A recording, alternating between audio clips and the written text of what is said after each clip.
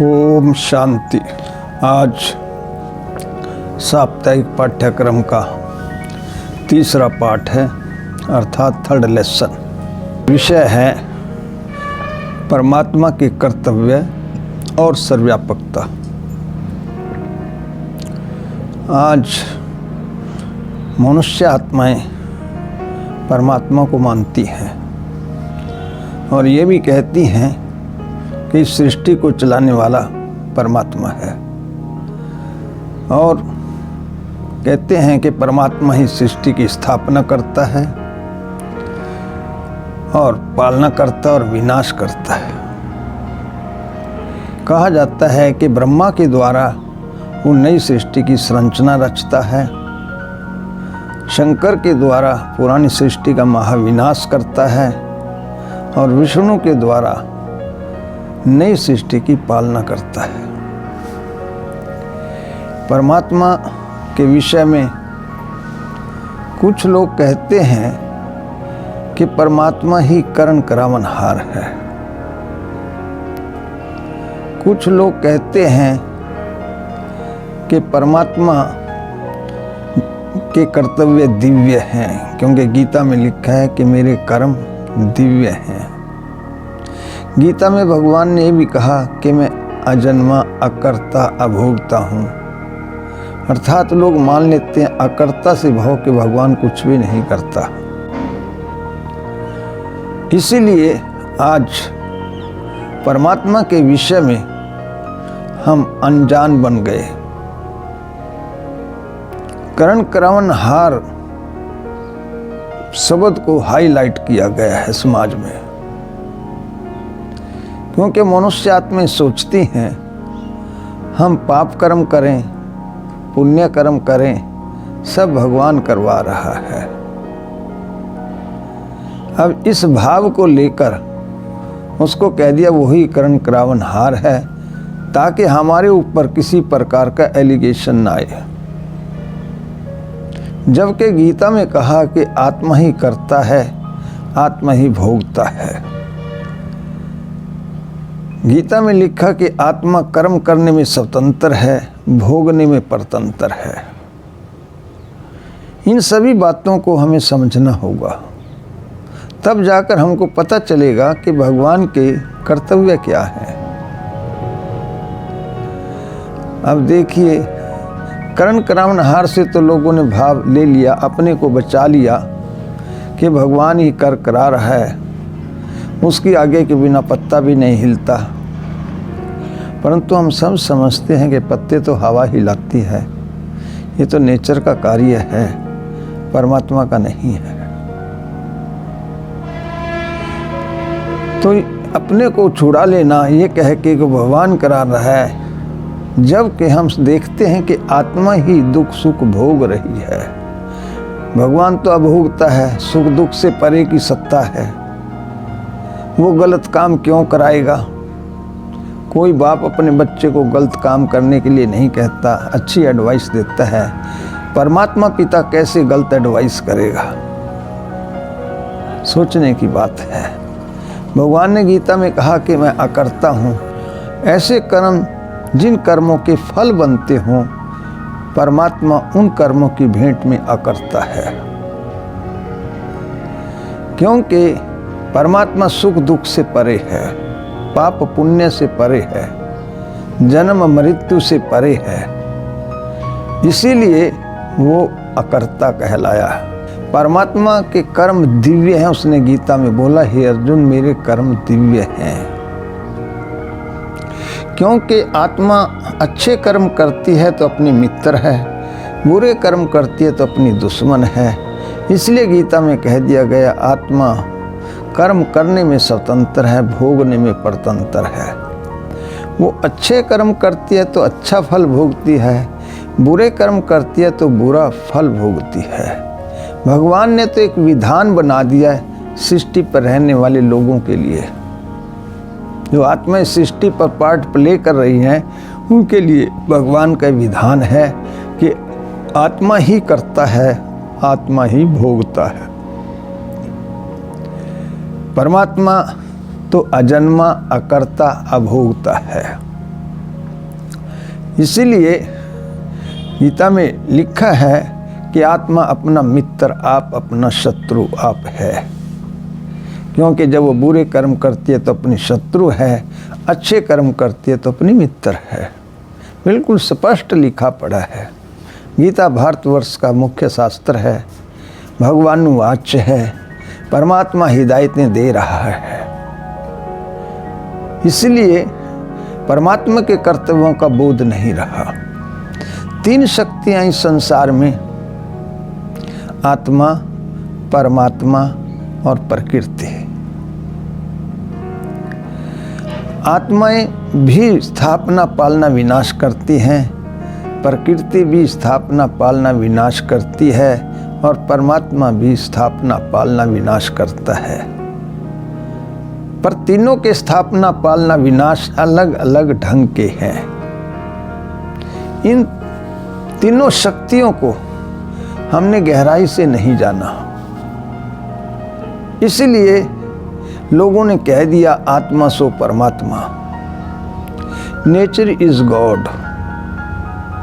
आत्मा को भी परमात्मा डिक्लेयर कर दिया, नेचर को भी गॉड डिक्लेयर कर दिया, तो सारे कर्तव्य गॉड को दे दिए, जो कि सर्वथा गलत है। आत्माएं जब कर्म करने में स्वतंत्र हैं तो वो परमात्मा कैसे? परमात्मा तो अकर्ता है। इसलिए उसको ये कहना कि परमात्मा ही, आत्मा ही परमात्मा है, ये तो गलत हो जाता है। हम बोलते भी हैं आत्मा परमात्मा अलग रहे बहुकाल, सुंदर मेला हो गया जब सतगुरु मिला दलाल। हम बोल रहे, परंतु मान क्या रहे हैं, बोल क्या रहे हैं? बोल रहे हैं कि आत्मा परमात्मा बहुत काल अलग रहते हैं और आत्मा परमात्मा को मिलने के लिए तड़पती हैं। कितने साधु संत महात्मा, कितने गुरु गोसाई, कितने सन्यासी, कितने ऋषि मुनि भगवान के दर्शन करने के लिए जंगलों में भागते रहे। यदि उनकी आत्मा ही परमात्मा थी, फिर कौन किससे मिलना चाहता है? आत्मा ही परमात्मा से मिलन मनाना चाहती हैं। मनुष्य की अपने जीवन में एक इच्छा रहती है कि मुझे भगवान के दर्शन हो जाएं। तो देखिए, अब भगवान के दर्शन करने के लिए तड़फ रहे हैं। यदि आत्मा ही परमात्मा है तो फिर कौन किसके दर्शन करेगा? परमात्मा को सद्गति दाता कहा जाता है, आत्मा को कहती है मैं दुर्गति में हूँ, मेरी सद्गति करो। परमात्मा को मुक्ति दाता कहा जाता है, आत्मा अपने को बंधन में महसूस करती है। परमात्मा तो गुणों का सिंधु है, हम आत्मा कहती हैं निर्गुण हारे में कोई गुण नहीं। आत्मा पतित बनती है, परमात्मा सदा पावन है, एवर प्योर है। संसार में इतनी आत्माएं विचर रही हैं और पाप बढ़ रहा है, परमात्मा को तो पतित पावन कहा जाता है।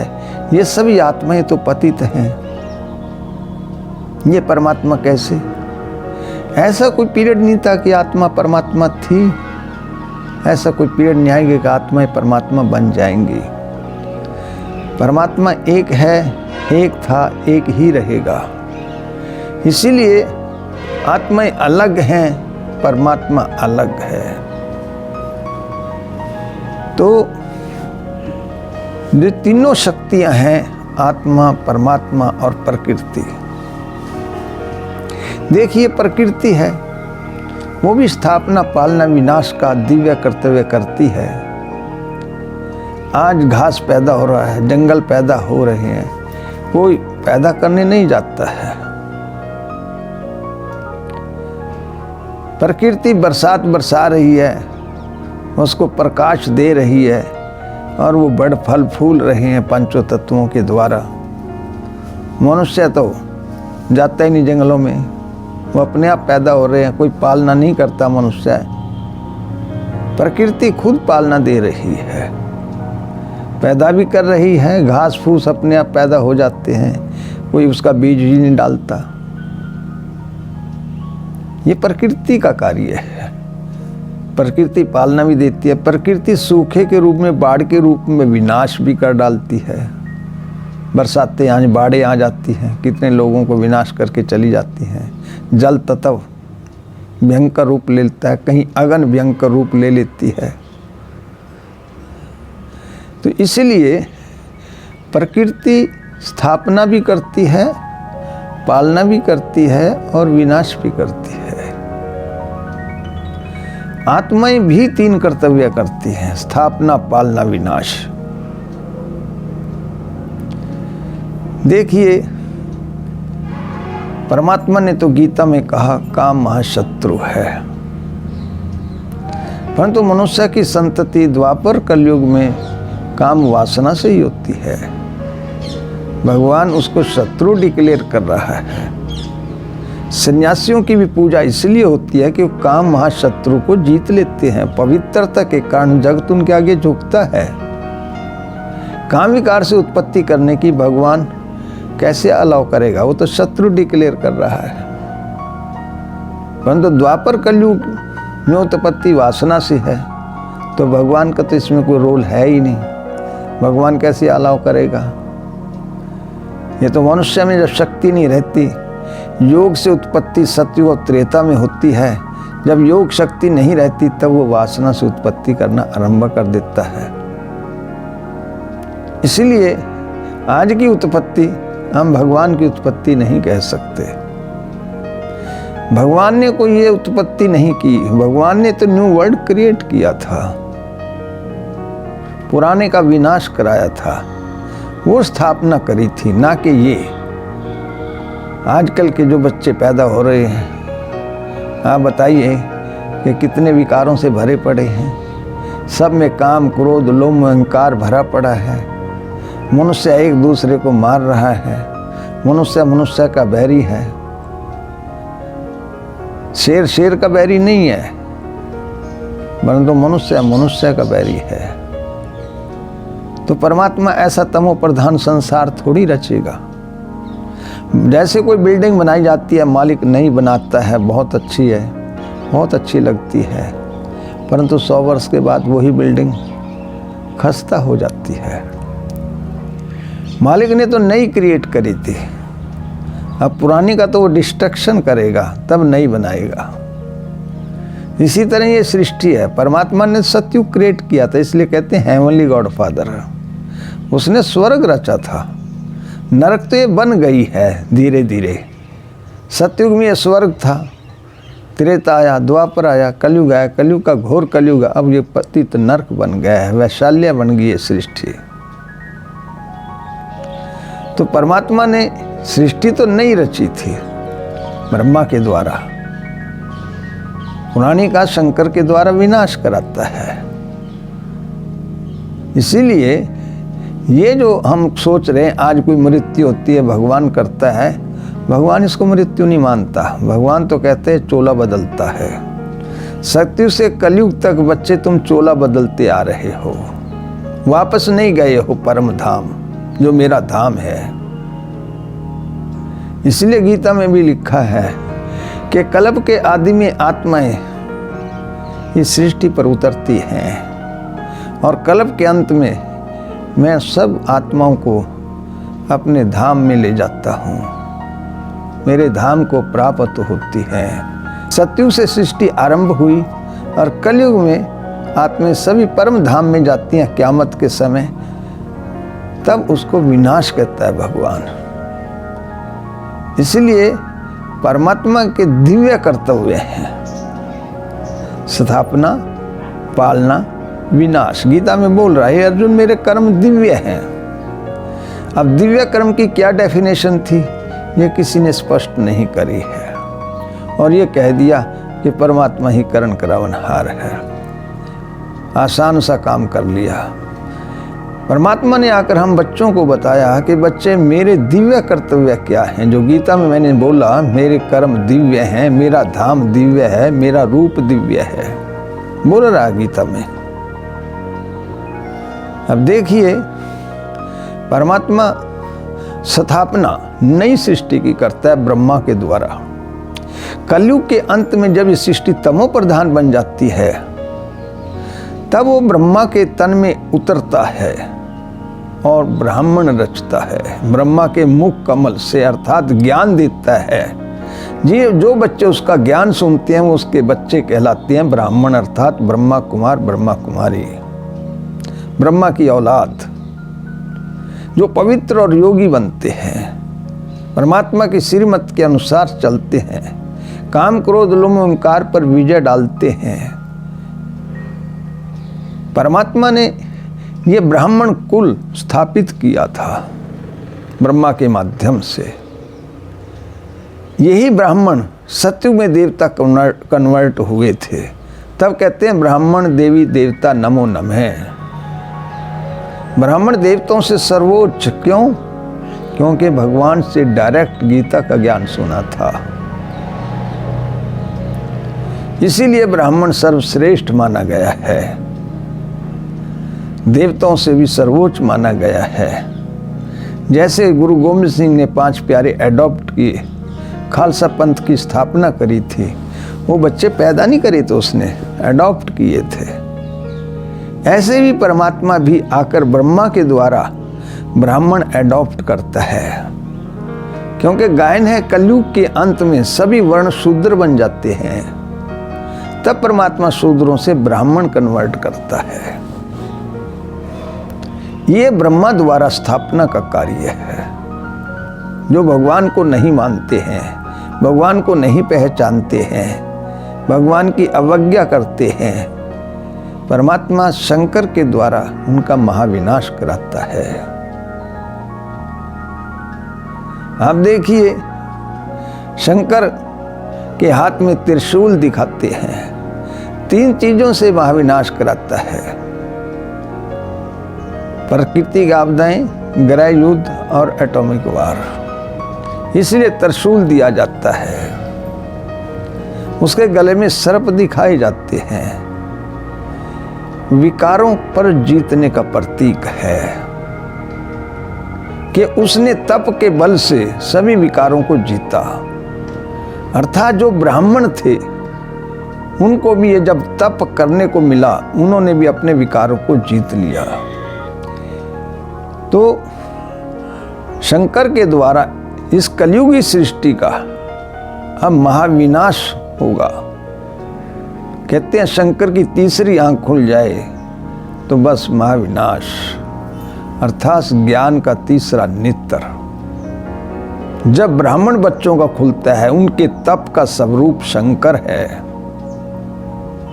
और इस सृष्टि का महाविनाश हो जाता है। नई सृष्टि का आगमन होता है। नई सृष्टि जब आती है उसका राजा विष्णु है। इसलिए सत्ययुग और त्रेता में विष्णु की राज्य सत्ता है। श्री लक्ष्मी, श्री नारायण, श्री सीता, श्री रामचंद्र, अर्थात ये दोनों सत्ताएं विष्णु के अवतार मानी जाती हैं। सतयुग में श्री लक्ष्मी, श्री नारायण की राज्य सत्ता चलती है और त्रेता में श्री सीता, श्री रामचंद्र की राज्य सत्ता है। इसलिए विष्णु को 4 अलंकार दिखाए गए हैं: शंख, चक्र, गदा, पद्म।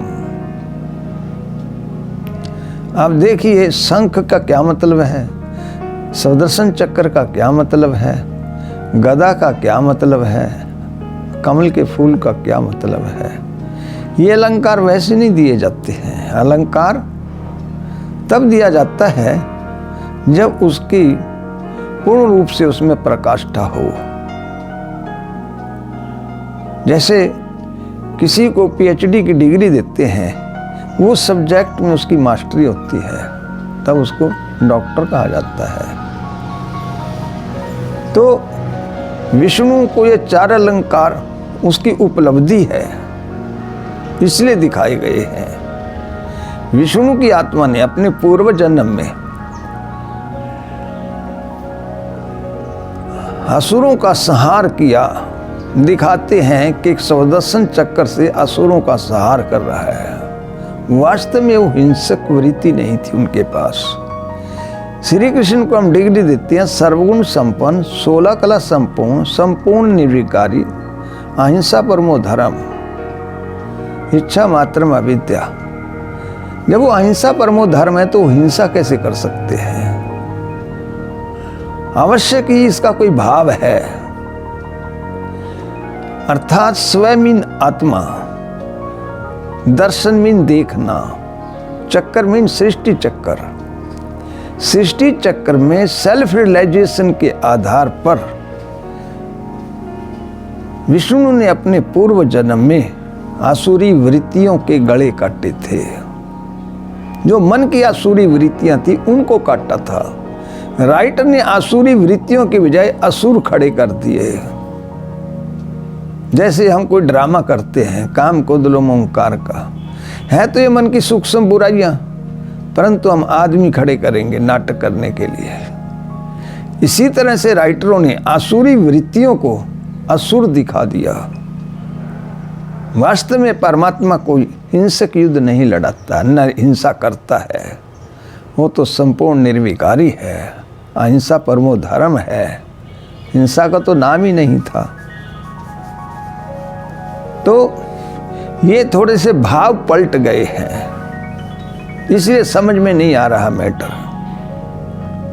दूसरा अलंकार गदा दिखाते हैं। गदा ज्ञान का प्रतीक है। ज्ञान के बल से बुराइयों को जीता था।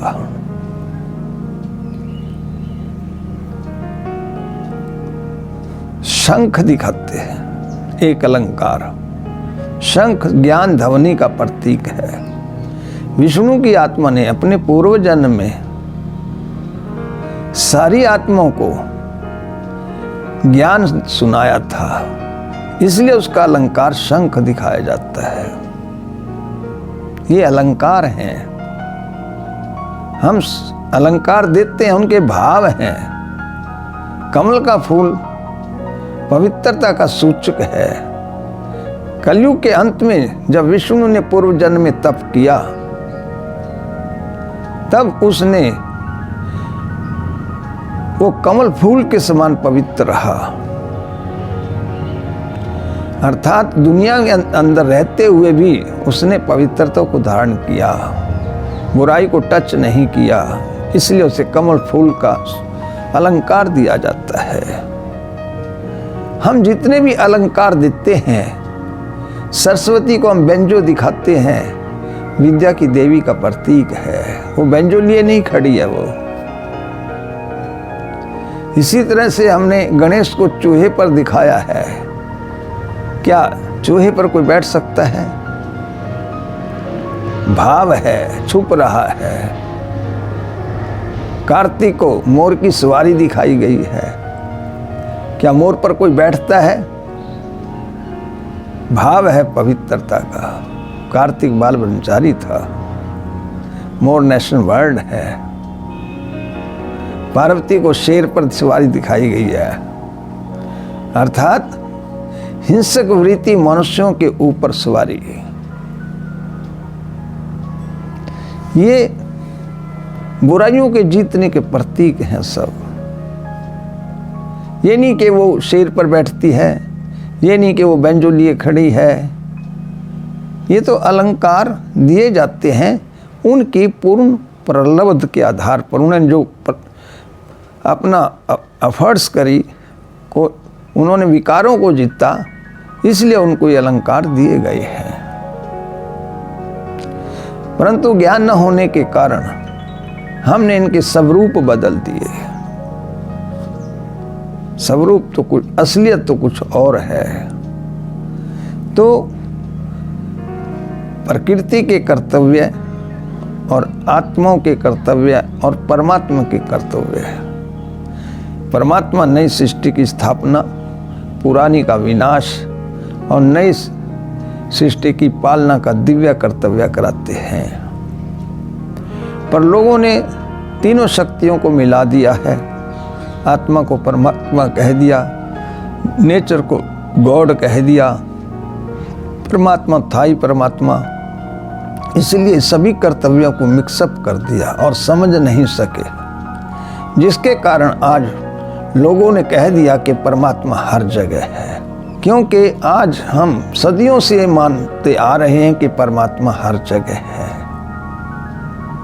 परंतु परमात्मा को जानने की कोशिश तो नहीं की गई। जब तक हम परमात्मा को जानेंगे नहीं, तब तक हम कैसे मानेंगे कि वो हर जगह है या नहीं। हमें परमात्मा का परिचय होना चाहिए था। जब भी हम किसी आदमी से भी मिलते हैं तो उसका एड्रेस लेते हैं, उससे मिलते हैं, तब पता चलता है, बातचीत करते हैं, व्यवहार में आते हैं, तब पता चलता है वो आदमी कैसा है।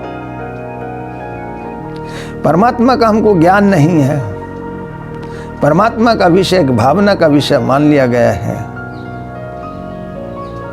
इसीलिए जब नहीं जान पाए, नेति नेति कह दिया ऋषि मुनियों ने, तब लोगों ने डर के मारे कह दिया उसको हर जगह मान लो। क्यों कहा कि भगवान सजा देगा, इसलिए उसको हर जगह मान के चलो। कण कण में भगवान है ये मानकर चलो। ये तो वो बात हो गई। एक विद्यालय में एक इंस्पेक्टर कहता है कि मैं आपके यहाँ इंस्पेक्शन करूँगा। वो मार्क्स दे देता है, पिट नहीं बताता है। अब विद्यालय के अध्यापकों के लिए तो, बच्चों के लिए तो हर दिन उसके लिए कि वो आ जाएगा, आज ना जाए, आज ना जाए, वो सारा मास सर्वव्यापी हो गया। वास्तविकता तो वो एक दिन ही आएगा। इसीलिए जब ज्ञान नहीं रहा, तब कह दिया भगवान हमारे अंदर है। आप देखिए, मनुष्य मरता है, हम कहते हैं आत्मा निकल गई, डेड बॉडी जा रही है, पूछा जाता है कि क्या बात हो गई, कहेंगे फलाना आदमी परलोक सिधार गया, परमात्मा को प्यारा हो गया, अपने घर चला गया। अब आत्मा जहां से आई वहां जा रही है। आत्मा शरीर के अंदर थी, शरीर छोड़ दिया।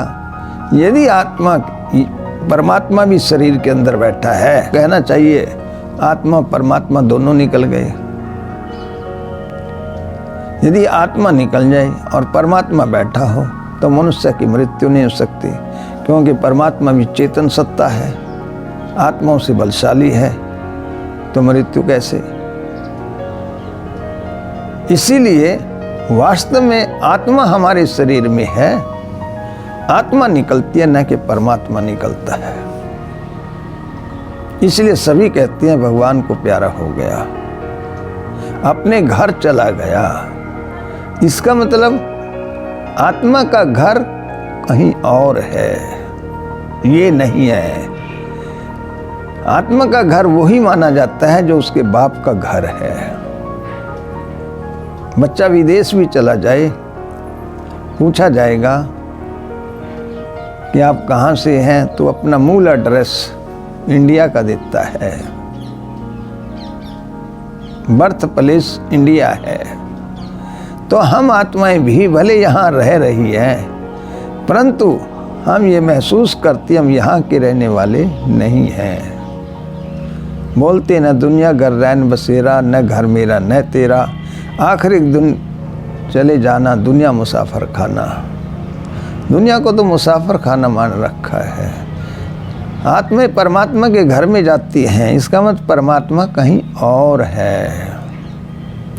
इसलिए गीता में भगवान को कहना पड़ा, हे अर्जुन, मैं उस वतन के रहने वाला हूँ जिसको सूर्य और चंद्रमा का प्रकाश प्रकाशित नहीं कर सकता, वो परम धाम है।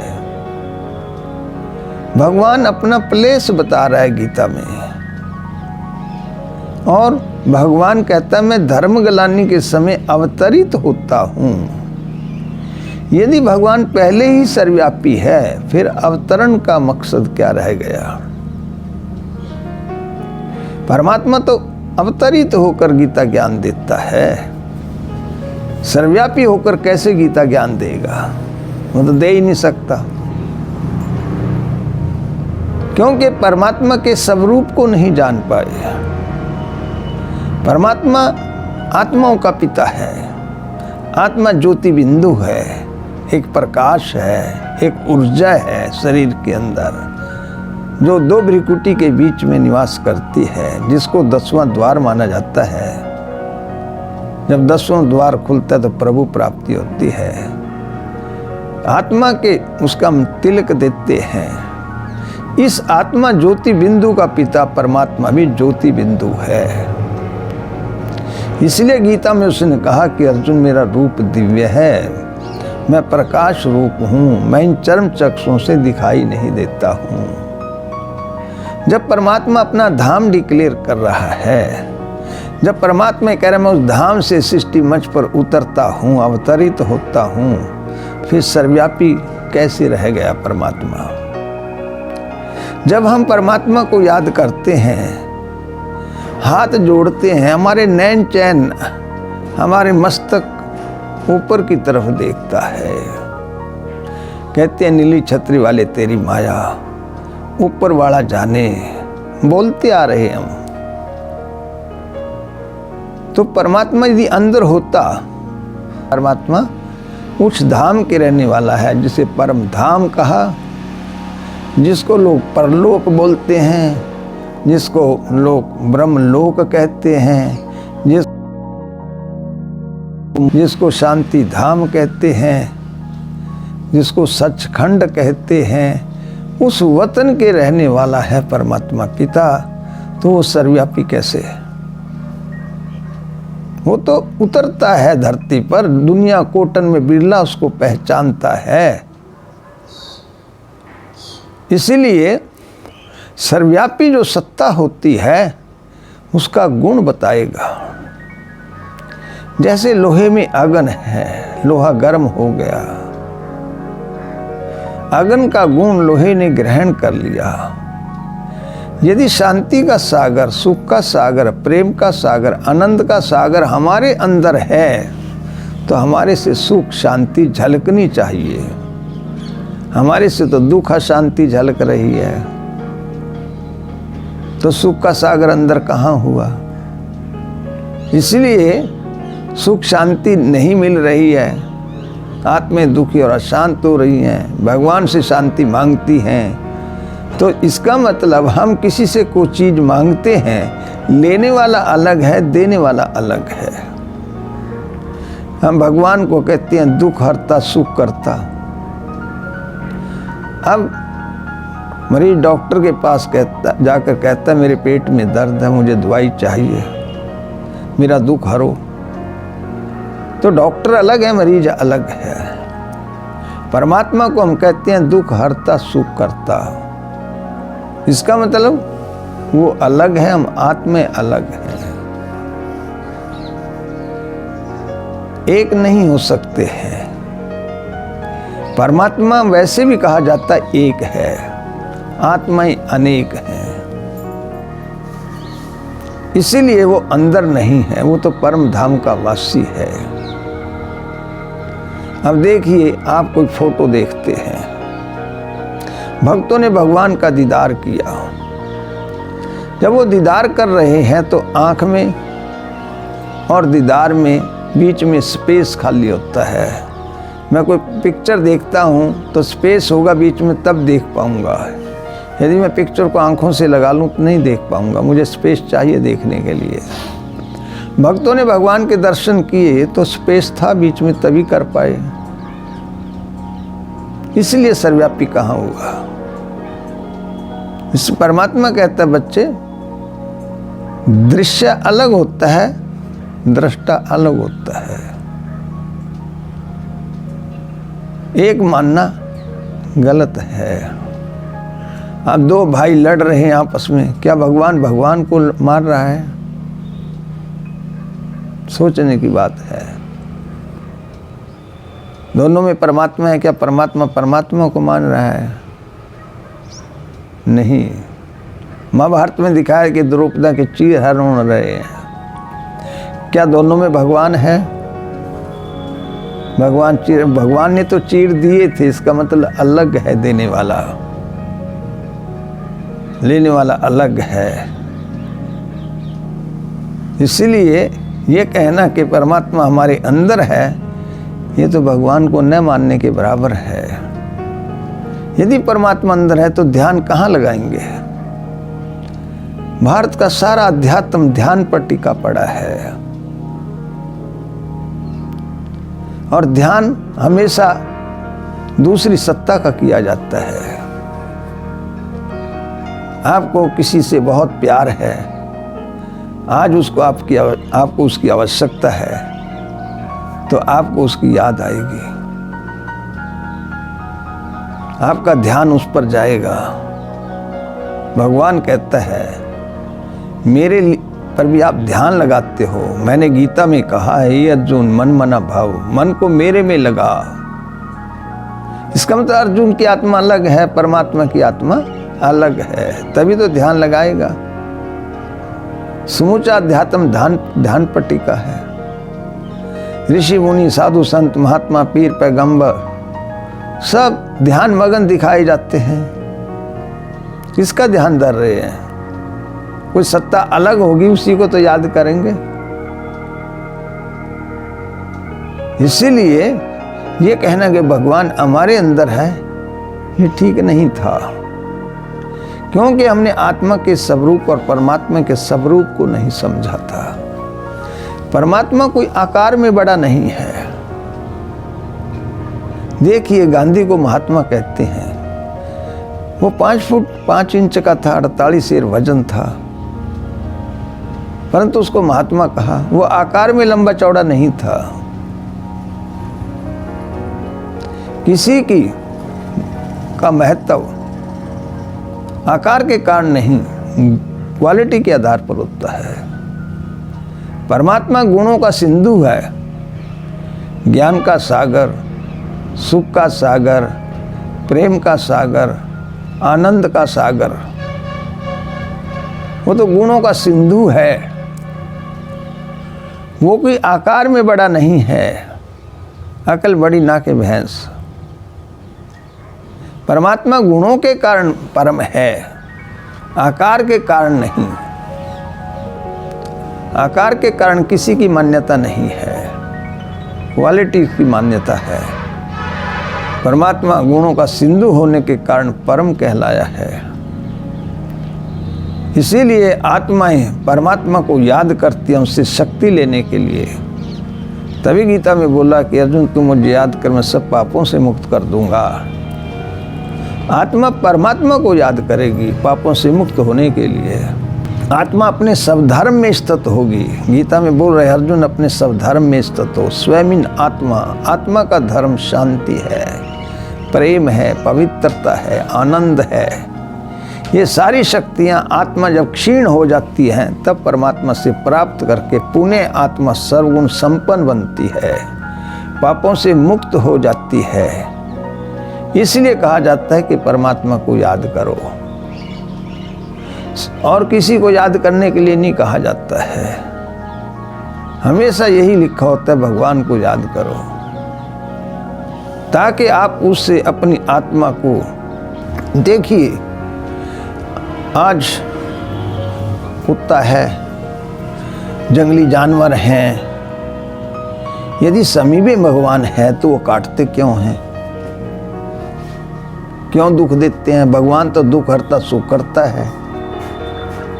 तो देखिए, एक बार महात्मा गांधी जी अफ्रीका के अंदर सत्याग्रह कर रहे थे। गांधी जी को 60,000 की थैली भेंट की गई थी। गांधी जी से पूछा गया था ये सिद्ध करो कि परमात्मा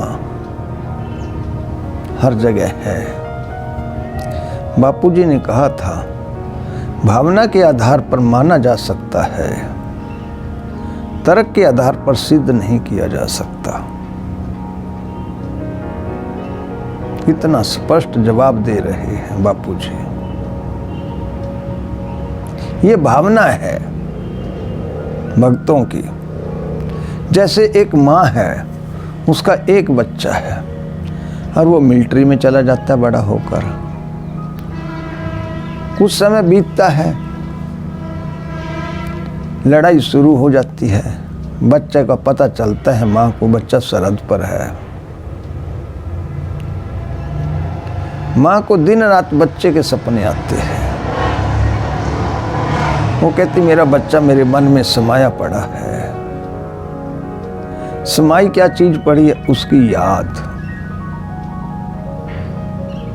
बच्चा नहीं समाया पड़ा, स्नेह के आधार पर बच्चे की याद आ रही है। बच्चे में उसकी भावना है। वो तो सरहद पर ही खड़ा है, 6 फुट का जवान।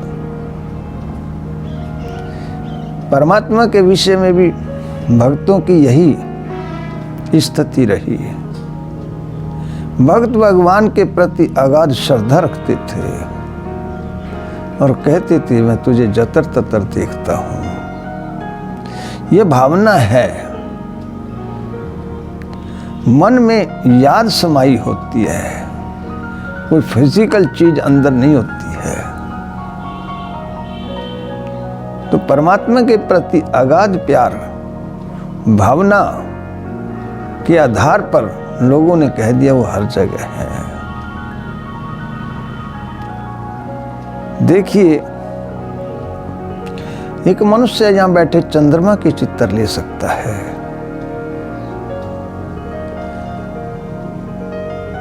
क्या भगवान को हर आदमी को जानने के लिए सर्वव्यापी होना पड़ेगा? परमात्मा कहता मैं त्रिकालदर्शी हूं, तीनों कालों को पहले से जानता हूं। मुझे सर्वव्यापी होने की आवश्यकता नहीं है, क्योंकि जब मैं तीनों कालों को पहले से जान रहा हूं, फिर मुझे क्या आवश्यकता पड़ी अंदर बैठने की? मैं तुम्हारे अंदर बैठकर क्या देखूंगा? तुम तो सारा दिन पाप की बातें करते हो, तुम तो विकृत आपके विचार होते हैं, तो मैं आपके वो विचार देखता रहूंगा? अरे बच्चे ऐसा नहीं, मैं तो तीनों कालों को पहले से जानता हूँ। ये ड्रामा जो है इसको मैं पहले से जानता हूँ कि क्या घटित होने वाला है। मुझे अंदर बैठने की जरूरत नहीं। जैसे एक ड्रामा का डायरेक्टर सभी एक्टर्स के अंदर नहीं बैठता है, सभी एक्टर्स का पार्ट उसको पहले से पता है कि उसने क्या रोल अदा करना है। उसको एक्टरों के अंदर बैठने की जरूरत नहीं है। वो ड्रामा को पूर्ण रीति से जानता है, क्योंकि ड्रामा उसने तैयार किया है। परमात्मा इस सृष्टि का डायरेक्टर है। सृष्टि रूपी ड्रामा चल रहा है, वो डायरेक्टर को पहले ही पता है। इसलिए मुझे अंदर बैठने की बच्चे क्या जरूरत रह गई? कितनी भगवान ने हम बच्चों को आके गहनता सुनाई है। भगवान खुद कहता है बच्चे मुझे सर्वव्यापी मानकर मुझे तुमने भक्ति मार्ग में गालियां दी हैं। हमने कहा बाबा हम तो प्रशंसा कर रहे थे, हमें क्या मालूम था कि ये गलानी है।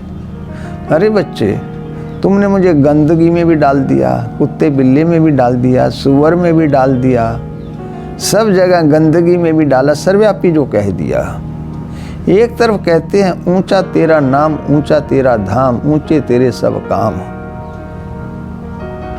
एक तरफ ये बोल रहे हैं, दूसरी तरफ मुझे सबके अंदर डाल रहे हैं, गंदगी में भी डाल रहे हैं। तो मुझे आपने गालियां दी या नहीं दी? बात तो सही है परमात्मा की, परंतु हम तो भावनावश प्रशंसा करते आ रहे थे। हम तो समझते ये प्रशंसा है, परंतु भगवान ने कहा नहीं बच्चे ये गलानी हो गई है। इसलिए मैं तुम्हारे अंदर नहीं बैठता, मैं तो परम धाम का वासी हूं।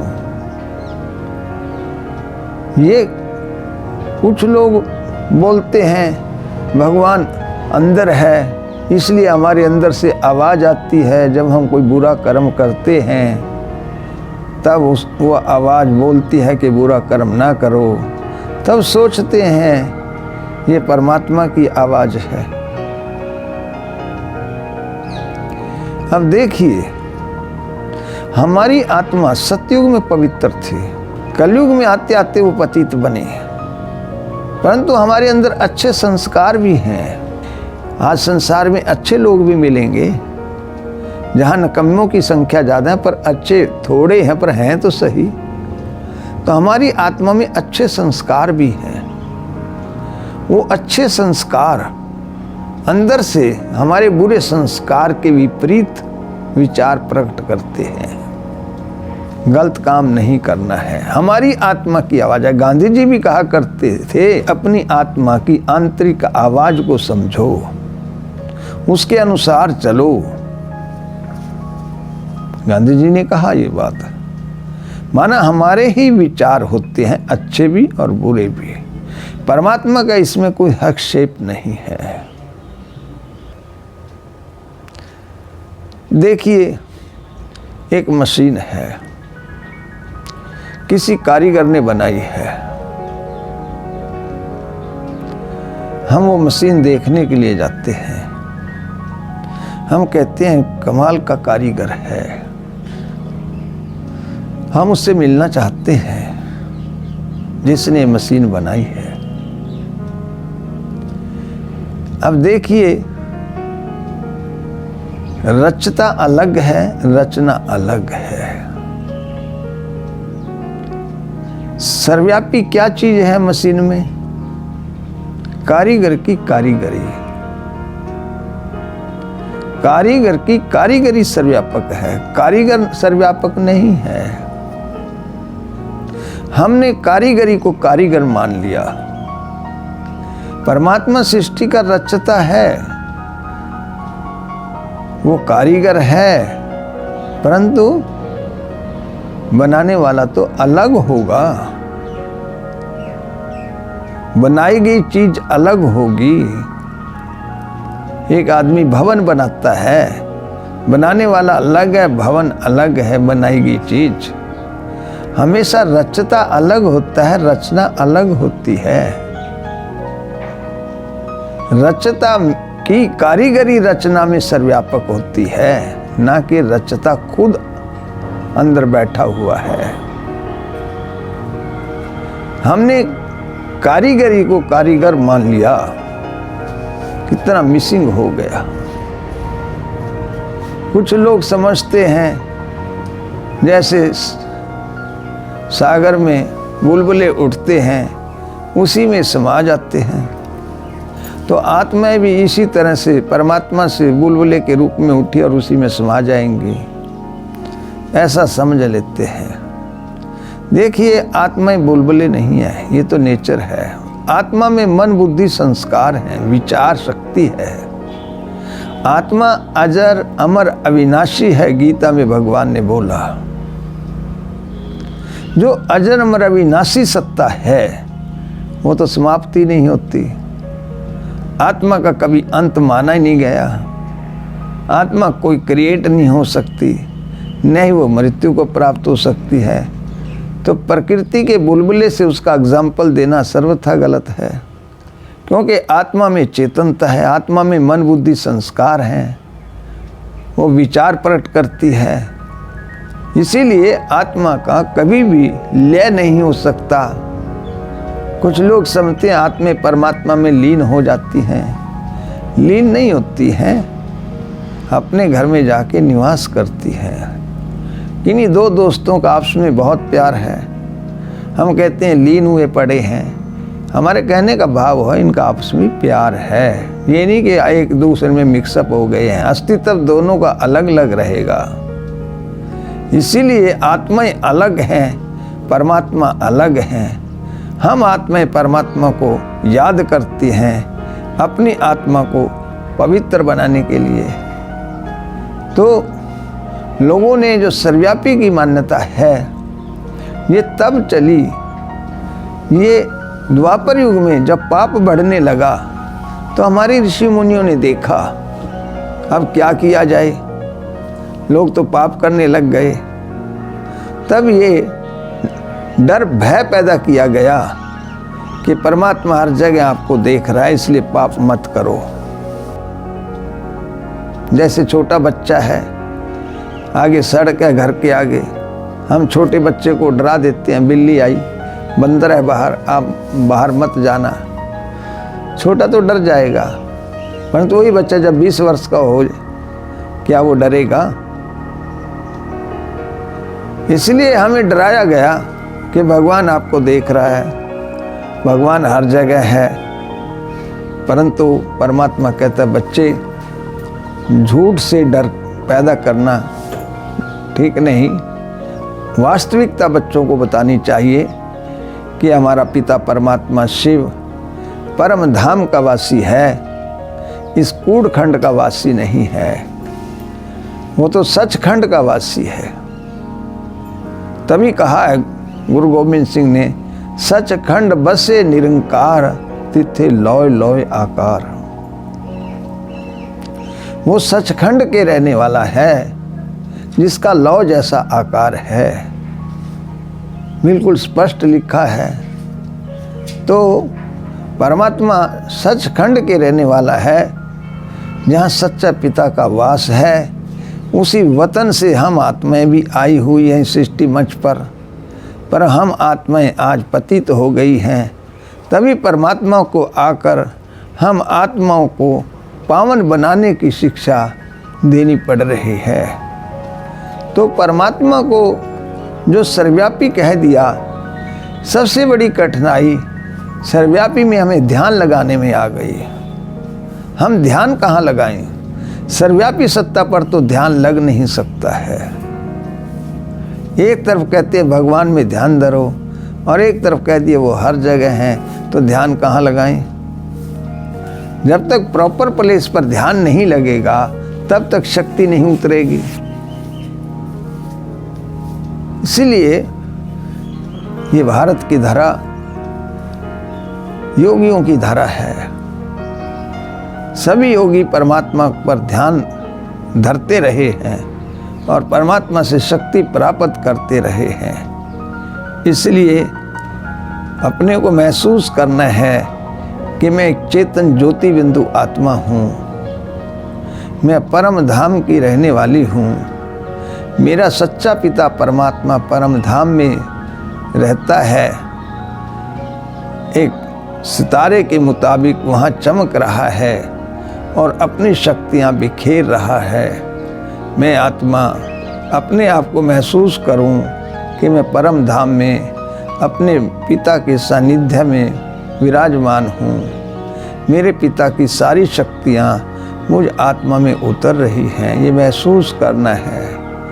मेरा पिता शांति का सागर है, मैं आत्मा शांत स्वरूप हूँ।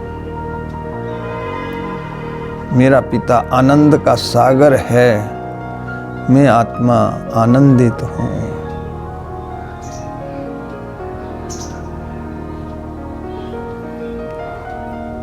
महसूस करें कि मेरा पिता सुख का सागर है, सुख की किरणें मुझ आत्मा पर पड़ रही हैं।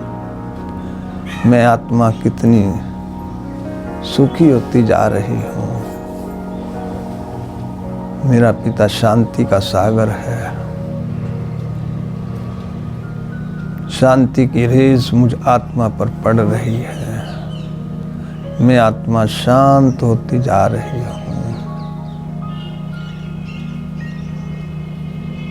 महसूस करें अपने आप को, शांति की शक्ति मेरे अंदर उतर रही है, जैसे फव्वारा मेरे ऊपर शांति का पड़ रहा है। मेरा पिता सर्वशक्तिवान है, मैं आत्मा शक्ति स्वरूप हूँ।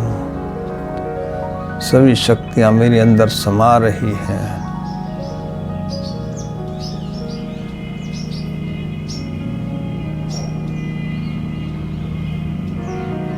ओम शांति।